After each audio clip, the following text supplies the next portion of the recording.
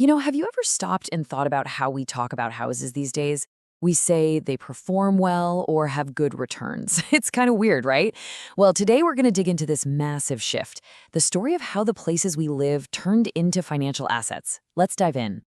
So, when did a house stop being just a home? It sounds like a simple question, but man, the answer is anything but. It wasn't like a switch flipped one day. Nope.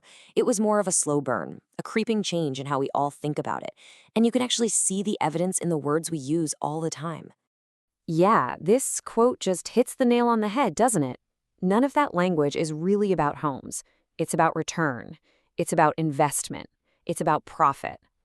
When you think about it, those words, they have nothing to do with shelter or community or putting down roots.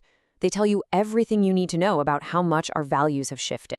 And just think about it for a second. This kind of language is, well, it's everywhere. We say our house appreciates in value or that a property is underperforming. It's like we're all talking about stocks on Wall Street. We even have these scary sounding terms like negative equity, which is really just a fancy way of saying you owe more on your mortgage than your house is worth. All this financial jargon, it's become totally normal, and it's completely changed the way we look at the entire housing market.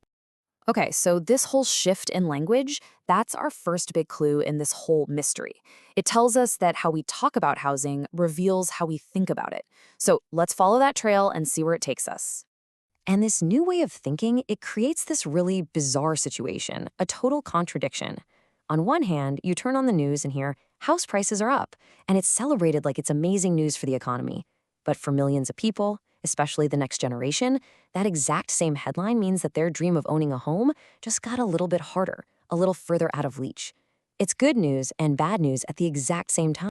So the big question is, where did this all start? How did this become our reality? Well, to find the real origin story, we've got to jump in the time machine and head back to the 1980s.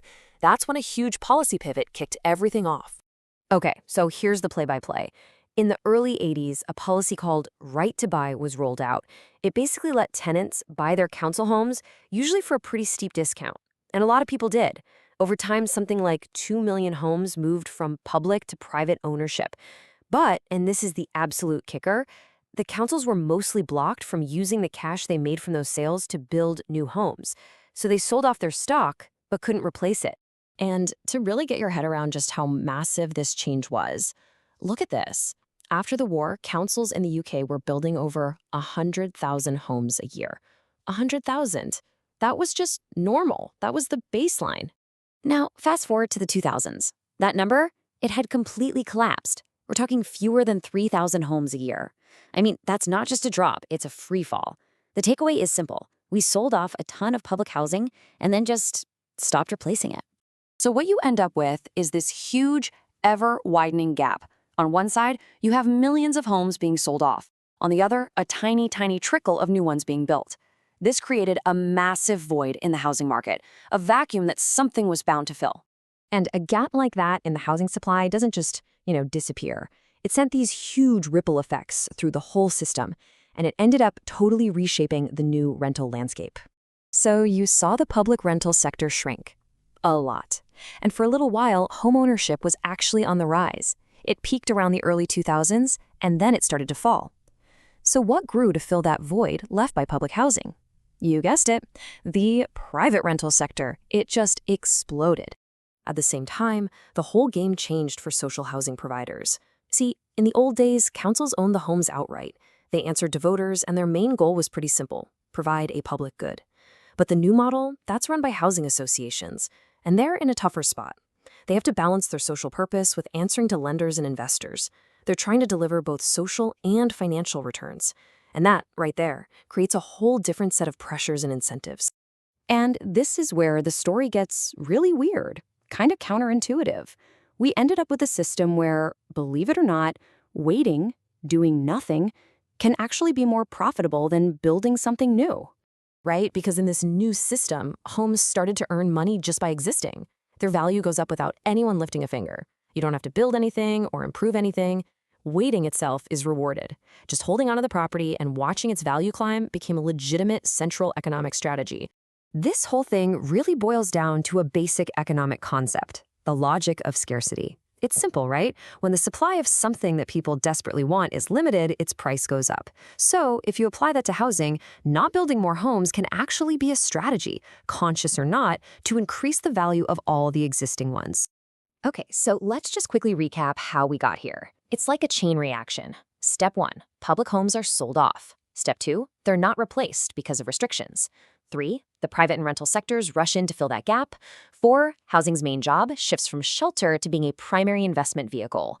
And the final step, 5, the whole game becomes about protecting the value of that asset, which can mean that creating new homes actually feels like a bad move. And all of that brings us right back to where we started. A home or an asset. We've followed all the clues, we've put the pieces together, so what's the final answer? Now, it's super important to say, this wasn't some evil secret conspiracy. There was no smoke-filled room where a bunch of villains plotted this out. It was really just the cumulative effect of a lot of small, seemingly logical decisions made over decades. Each one made sense on its own, but when you add them all up, well, they completely changed the system from the ground up. What we're left with is this incredibly powerful feedback loop. It goes like this. Homes start behaving like investments, so we start talking about them like investments. Then we get really worried about protecting their value, which means new building starts to look like a risk to that value, and boom, the loop closes. The system ends up rewarding holding onto property way more than it rewards building new places for people to live. So yeah, the system we have today is the product of all those choices, and it leaves us with a really big fundamental question we all have to think about.